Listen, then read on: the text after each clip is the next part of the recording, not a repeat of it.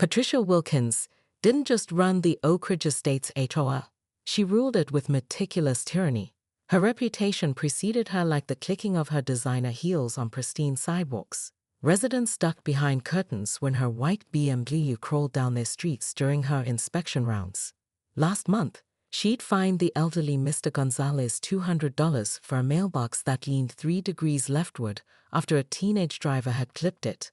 When the Thompsons' 8-year-old left a bicycle on their front lawn overnight, they awoke to a violation notice and a $75 fine taped to their door before the morning paper arrived. Today, Patricia was seething. Someone had reported a garden gnome, in the Johnsons' flower bed without prior approval from the Aesthetic Standards Committee, which consisted of Patricia and 2 neighbors too frightened to oppose her. She'd called an emergency meeting, bullying the community center manager into clearing the schedule. Running 10 minutes late, after spending too long documenting the Petersons' unauthorized wind chimes, Patricia circled the packed parking lot, her blood pressure rising with each loop. The space directly in front of the building, marked clearly with no parking, fire, hydrant signs, and a red-painted curb, beckoned like forbidden fruit. Rules exist for people without proper judgment, she told herself, smoothly pulling her BMW into the illegal spot. Through the windshield, she could see Mrs. Johnson already inside, nervously clutching a folder. Patricia smiled thinly. The gnome would be gone by sundown. The community center's ancient coffee maker had been Patricia's latest budget-cutting casualty. Perfectly functional, she'd declared when shooting down requests for replacement. The frayed cord finally sparked against the wall outlet just as Patricia was mid-sentence about responsible homeownership. Within minutes, flames licked up the wall behind the kitchenette, while black smoke poured through the air vents. The same residents who sat meekly through Patricia's property violation slideshows now stampeded toward exits, knocking over the carefully arranged chairs. Single file, maintain order, Patricia shouted uselessly, watching her authority evaporate into the thickening smoke. She managed to grab both her designer handbag and the violations ledger before being swept outside by the crowd. Once in the parking lot, Patricia immediately tried to reassert control. Everyone gather by the oak tree for attendance, she commanded, as if this were a school fire drill. Nobody listened. Instead, they pointed at the smoke now billowing from the community center windows while sirens wailed in the distance. 3 fire trucks roared into the complex, red lights reflecting off the lake Patricia had recently had drained and cleaned after discovering unauthorized ducts. When the first truck screeched to a halt directly beside her BMW, Patricia's expression shifted from annoyance to dawning horror. Fire Captain Aisha Johnson had seen it all in her 15 years of service. The BMW blocking the hydrant barely registered as she assessed the building. Smoke patterns suggested the fire was spreading through the ceiling space toward the main hall. Chen Rodriguez, clear the hydrant access now. Standard procedure, she ordered, already moving toward the building to coordinate the interior team. Like parking regulations? Someone called out. David gently took the microphone. I think we should move directly to the vote. The results were so lopsided that David asked for a recount simply to confirm the near unanimity. Patricia sat stone-faced as her 5-year reign ended in less than 5 minutes. As she exited the meeting, she found her repaired BMW decorated with red hydrant-shaped magnets and custom bumper stickers, reading Park Li Fire FIGHTRS B4 FENDRS. The final blow came 1 week later when Patricia received mail from the city. Opening the envelope, she found herself looking at architectural plans for the community center's renovation, including a commemorative plaque for the new Wilkins Fire Safety Education Room. Funded entirely by her $500 parking fine and the viral GoFundMe created by the garden gnome-loving Johnsons. The plaque's proposed inscription: remember, no parking means no parking. In a strange twist of fate, Patricia's most long-lasting contribution to Oak Ridge Estates would be as a cautionary tale about fire safety and the importance of following rules, even when you think they don't apply to you.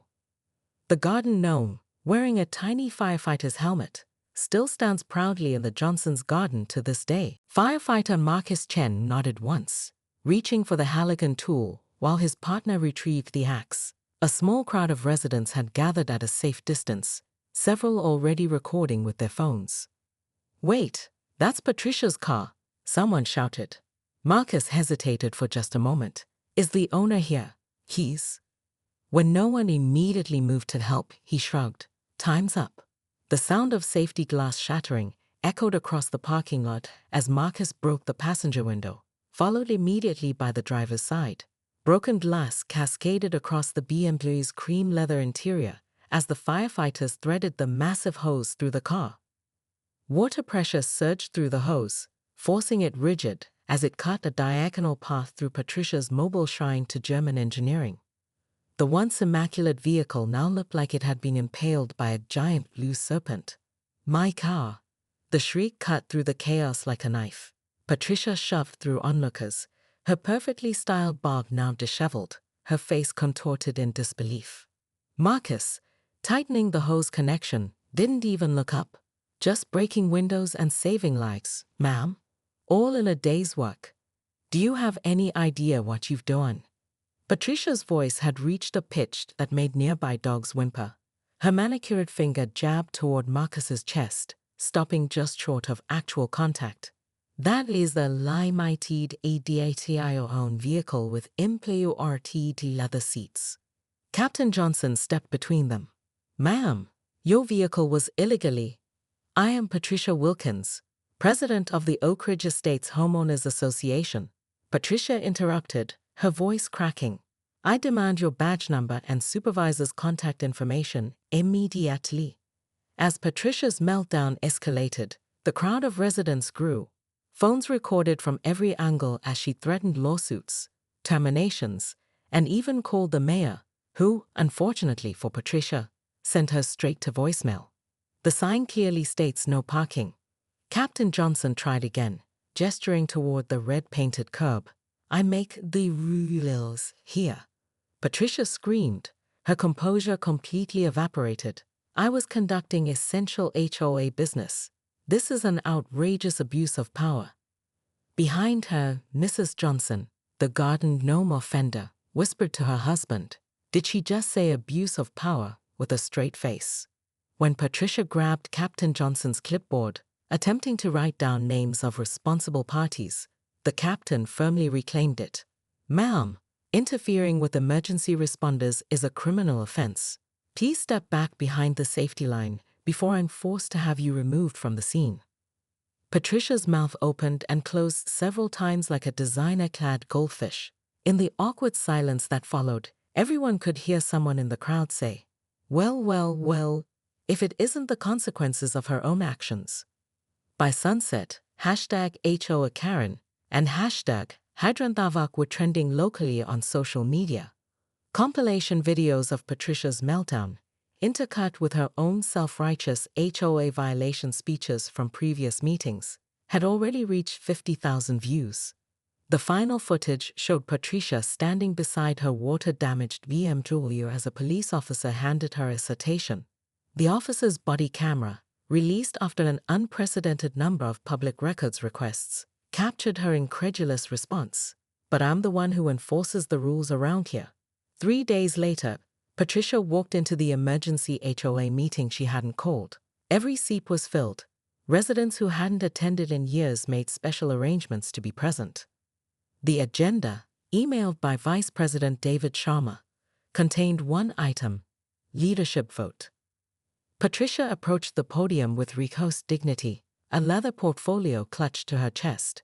"While recent events have been unfortunate, I want to remind everyone that I've maintained property values in Oak Ridge Estates through consistent rule enforcement and